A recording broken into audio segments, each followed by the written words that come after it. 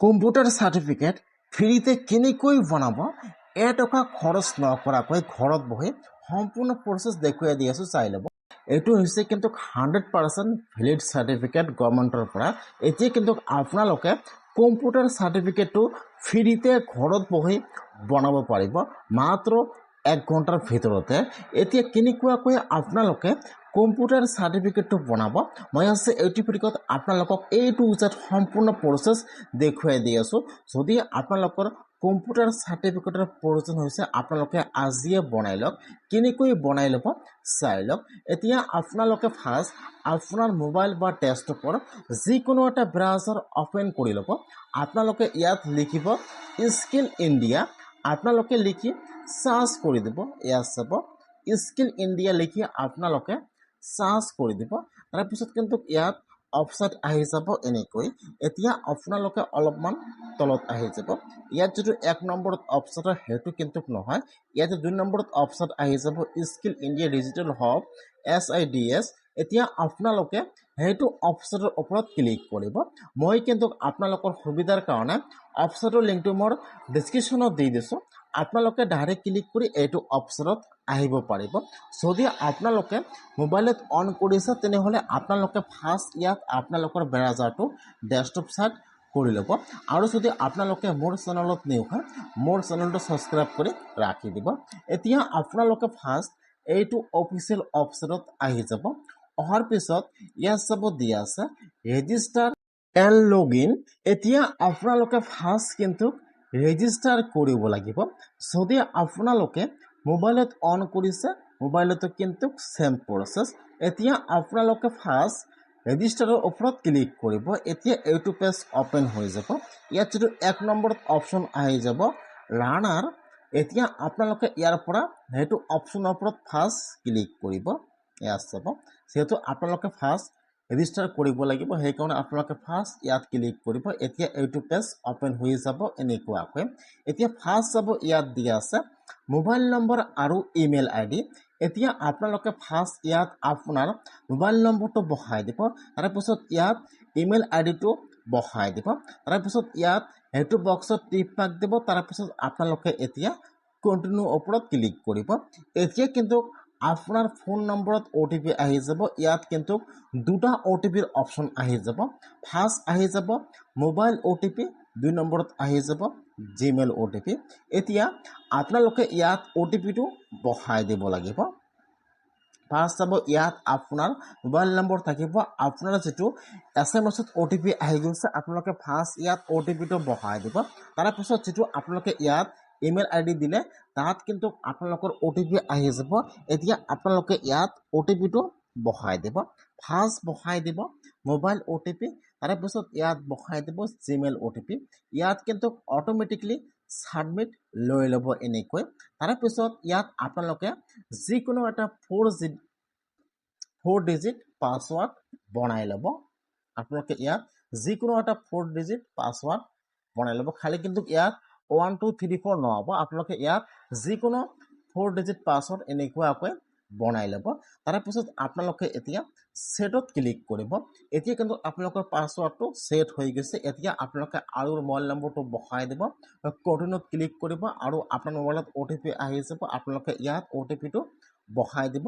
ইয়াত কিন্তু automatically log in লৈ ল'ব। আপোনালোকে ইয়াত লগ ইনত ক্লিক কৰিব নালাগে। ইয়াত চাব ইয়াত আহি যাব এনেকৈ। এতিয়া কিন্তু লগ ইন অট'মেটিকলি হৈ গৈছে। এতিয়া আপোনালোকে ইয়াত কিছুমান কোৱেশ্চন আহি যাব। ফাৰ্ষ্ট চাব ইয়াত যিটো 2 নম্বৰত অপশ্যন দিয়া আছে ইন এডুকেশ্যন। আপোনালোকে ইয়াৰ পৰা সেইটো অপশ্যন ফাৰ্ষ্ট ছিলেক্ট কৰি আপোনালোকে নেক্সটত ক্লিক কৰিব। In education and next. এতিয়া কিন্তু আপোনালোকৰ ওচৰত আৰু এটা কোৱেশ্চন অপেন হৈ যাব। ইয়াত কিন্তু 5টা কোৱেশ্চন থাকিব। ফাৰ্ষ্ট আপোনালোকে সেইবোৰ ভালকৈ ফিল আপ কৰিব লাগিব। ফাৰ্ষ্ট আপোনালোকে ইয়াত ইন এডুকেশ্যন ক্লিক কৰিব, নেক্সটত ক্লিক কৰিব। তাৰপিছত ইয়াত এইটো অপশ্যন আহি যাব। এতিয়া আপোনালোকে কি পাছ কৰিছে 10 পাছ, 12 পাছ, পষ্ট গ্ৰেজুৱেশ্যন আৰু গ্ৰেজুৱেশ্যন আপোনালোকে যি পাছ কৰিছে আপোনালোকে ইয়াত সিলেক্ট কৰি নেক্সটত ক্লিক কৰিব ইয়াত আহি যাব ইয়াৰ আৰু মান আপোনালোকে ইয়াত একো সিলেক্ট কৰিব নালাগে আপোনালোকে নেক্সটত ক্লিক কৰিব ইয়াত আহি যাব আপোনালোকৰ ইনকাম আপোনালোকে ইয়াত একো আপোনালোকে নেক্সটত ক্লিক কৰিব এতিয়া আপোনাৰ ওচৰত ইয়াত এইটো অপচন আহি যাব এতিয়া আপোনালোকে অলপমান তলত আহি যাব অহাৰ পিছত ইয়াত চাব পাৰিব দিয়া আছে আইটি আপোনালোকে ইয়াৰ পৰা সেইটো অপচন টিক মাৰ্ক বা সিলেক্ট কৰি লৈ ল'ব আইটি তাৰ পিছত আপোনালোকে এতিয়া নেক্সটত ক্লিক কৰিব এতিয়া কিন্তু আপোনালোকৰ ওচৰত ইয়াত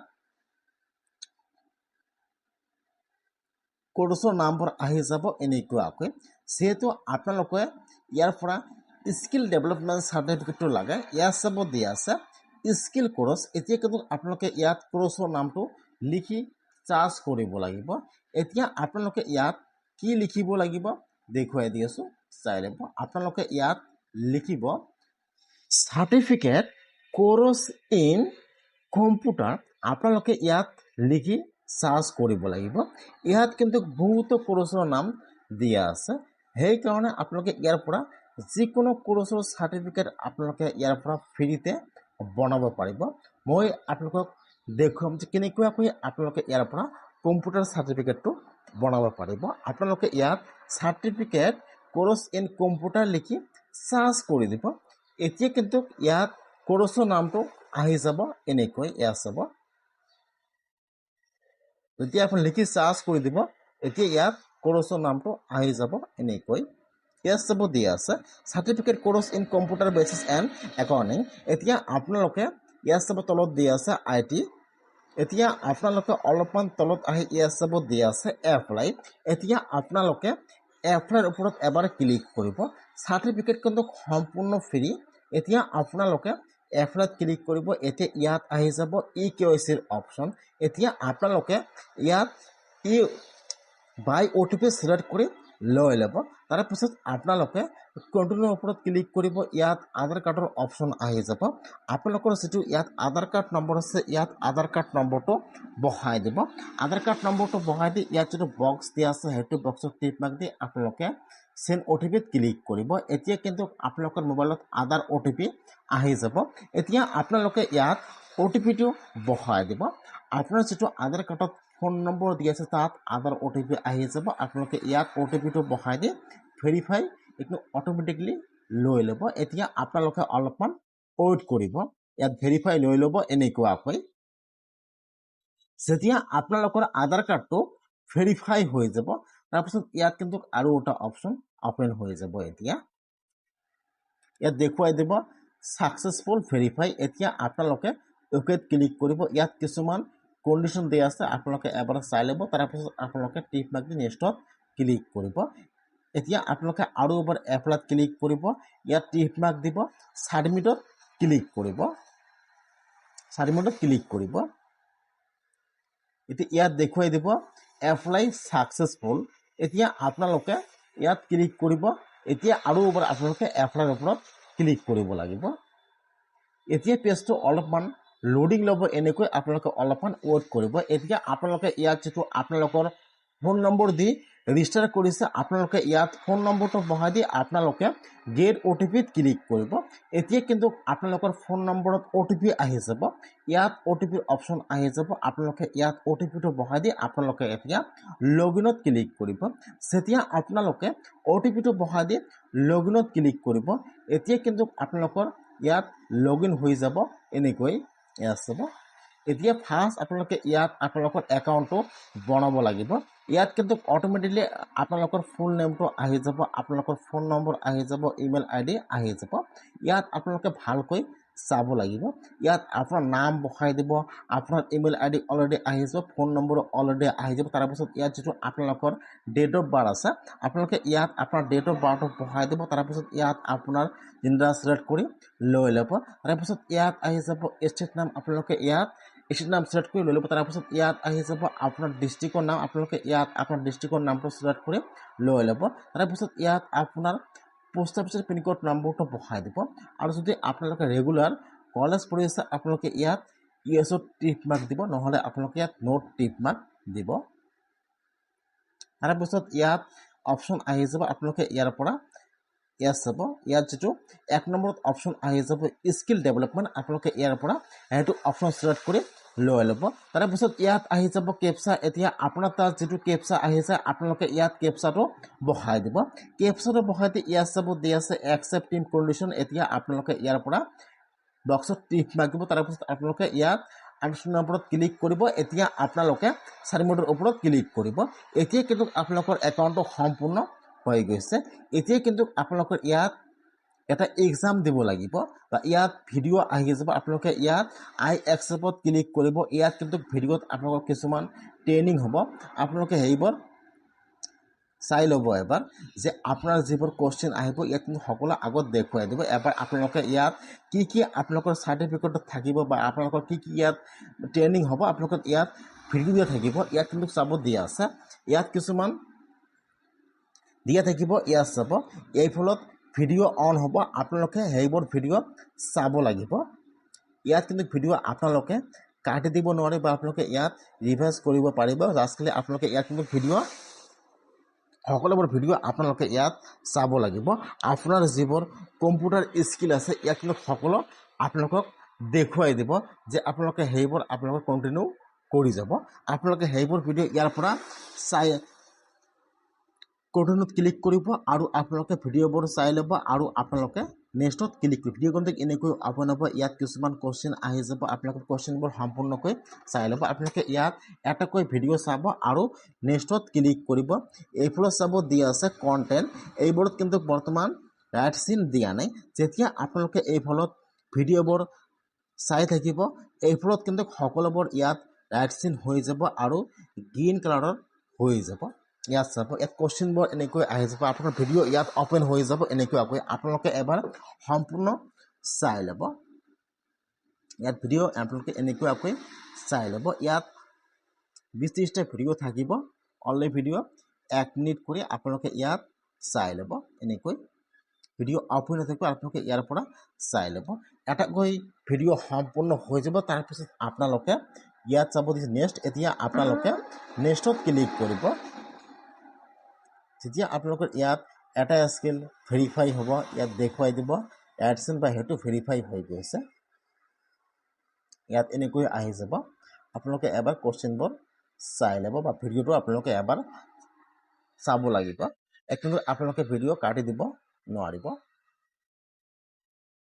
ইয়াত ভিডিও আহি যাব এনেকৈ আপোনালোকে ইয়াত সকলোবোৰ ভিডিও চাই ল'ব তাৰ পিছত ইয়াত এনেকৈ সকলো গ্ৰীন কালাৰৰ আহি যাব তাৰ পিছত আপোনালোকে নেক্সট ক্লিক কৰিব এতিয়া কিন্তু আপোনালোকৰ ওচৰত কিছুমান কোশ্চেন আহি যাব এতিয়া কিন্তু আপোনালোকে ইয়াত এটা এক্সাম ইয়াত আপোনালোকে এক্সাম দিব লাগিব আপোনালোকে ইয়াত কিন্তু পাস কৰিব লাগিব নহলে কিন্তু আপোনালোকে সাৰ্টিফিকেটটো লাভ নকৰিব ইয়াত একো সময় দিয়া নাই ইয়াত খালি 50টা কোশ্চেন থাকিব আপোনালোকে ইয়াত কিন্তু 70 মাৰ্ক পাব লাগিব তেতিয়াহে কিন্তু আপোনালোকে সাৰ্টিফিকেটটো লাভ কৰিব নহলে কিন্তু আপোনালোকে ইয়াত ফেল কৰিব এনেকৈ আপোনালোকে ইয়াত সকলোবোৰ কোশ্চেন এনসাৰ দিয়া আছে আপোনালোকে ইয়াত থাকিব এনেকৈ আপোনালোকে ইয়াত এনসাৰত টিক মাৰ্ক দি দিব মোবাইলটো কিন্তু সেম প্ৰসেস হয় আপোনালোকে ইয়াত কোশ্চেন সিলেক্ট কৰিব আৰু আপোনালোকে ইয়াত সাবমিটত ক্লিক কৰিব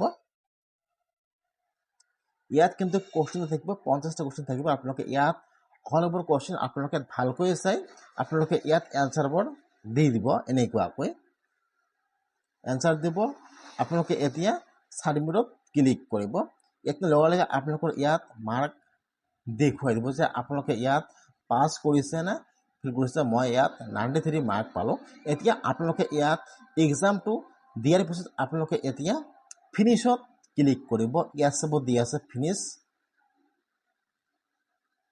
যদি আপোনালোকে ইয়াত পাস নকৰে তেনেহলে আপোনালোকে ইয়াত আৰু এবাৰ এক্সাম দিব লাগিব আৰু কিন্তু আপোনালোকৰ সাৰ্টিফিকেটটো নলাব সেই কাৰণে আপোনালোকে ইয়াত এক্সামটো সম্পূৰ্ণ কৰি আপোনালোকে এতিয়া ফিনিশত ক্লিক কৰিব এতিয়া কিন্তু ইয়াত দেখুৱাই দিব কম্পিউটাৰ বেচিছ এণ্ড একাউণ্টিং ইয়াত চাব এইফলত দিয়া আছে ডাউনলোড সাৰ্টিফিকেট আৰু ডাউনলোড NSDC সাৰ্টিফিকেট এতিয়া আপোনালোকে এই দুটা সাৰ্টিফিকেট ডাউনলোড কৰিব ইয়াত চাব ইয়াত সাৰ্টিফিকেট পৰা আহি যাব এনেকৈ এইটো হৈছে কিন্তু আপোনালোকৰ কম্পিউটাৰ সাৰ্টিফিকেট এইটো হৈছে কিন্তু আপোনালোকৰ ভেলিড সাৰ্টিফিকেট এইটো হৈছে কিন্তু গভৰ্ণমেণ্টৰ পৰা আপোনালোকে যিকোনো এক্সাম দিব পাৰিব আপোনালোকে যিকোনো জবত আপোনালোকে এইটো চাৰ্টিফিকেট দি এপ্লাই কৰিব পাৰিব ইয়াত কিন্তু দুটা চাৰ্টিফিকেট দিয়া থাকিব আপোনালোকে এই দুটা চাৰ্টিফিকেট পিডিএফটো ডাউনলোড কৰিব প্ৰিণ্ট কৰি বা সেভ কৰি ৰাখি দিব এতিয়া কিন্তু আপোনালোকে যিকোনো চৰকাৰী জবত আপোনালোকে হেতু সাৰ্টিফিকেটৰ জৰিয়তে আপোনালোকে আবেদন কৰিব পাৰিব নিশ্চয় আপোনালোকে সকলোৱে জানে যে বৰ্তমান যিকোনো জবত এপ্লাই কৰিবলৈ হলে আপোনালোকৰ কম্পিউটাৰ সাৰ্টিফিকেটৰ প্ৰয়োজন হৈ যায় সেই কাৰণে যদি আপোনালোকৰ কম্পিউটাৰ সাৰ্টিফিকেট নাই তেনেহলে আপোনালোকে এইটো সাৰ্টিফিকেট দি আপোনালোকে যিকোনো চৰকাৰী জবত আবেদন কৰিব পাৰিব এইটো কিন্তু হৈছে ভেলিড সাৰ্টিফিকেট গভৰ্ণমেণ্টৰ পৰা যদি আপোনালোকৰ সাৰ্টিফিকেট নাই তেনেহলে আপোনালোকে এনেকুৱাকৈ সাৰ্টিফিকেট বা কম্পিউটাৰ সাৰ্টিফিকেটটো বনাই লওক স্কিল ডেভেলপমেণ্টৰ সম্পূৰ্ণ কিন্তু ফ্ৰী আপোনালোকে ইয়াত এটকা ফিজ দিব নালাগে আপোনালোকে ফ্ৰীতে এনেকুৱাকৈ কম্পিউটাৰ স্কিল ডেভেলপমেণ্ট সাৰ্টিফিকেটটো বনাই লওক আপোনালোকে আপোনাৰ নিজৰ মোবাইল বা ডেস্কটপৰ পৰা এইটো হৈছে আপোনালোকৰ সাৰ্টিফিকেট আপোনালোকে এই দুটা সাৰ্টিফিকেট প্ৰিণ্ট কৰি বা সেভ কৰি ৰাখি দিব এতিয়া কিন্তু আপোনালোকে এইটো সাৰ্টিফিকেট দি আপোনালোকে চৰকাৰী জব প্ৰাইভেট জব আপোনালোকে যিকোনো জবত এইটো সাৰ্টিফিকেট দি আপোনালোকে আবেদন কৰিব পাৰিব সেই কাৰণে যদি আপোনালোকৰ কম্পিউটাৰ সাৰ্টিফিকেট নাই তেনেহলে আপোনালোকে এনেকৈ অতি সহজে ফ্ৰীতে এটকা খৰচ নকৰাকৈ আপোনালোকে ঘৰত বহি আপোনালোকৰ কম্পিউটাৰ সাৰ্টিফিকেটটো বনাই লওক আপোনালোকে আপোনাৰ নিজৰ মোবাইল বা ডেস্কটপৰ পৰা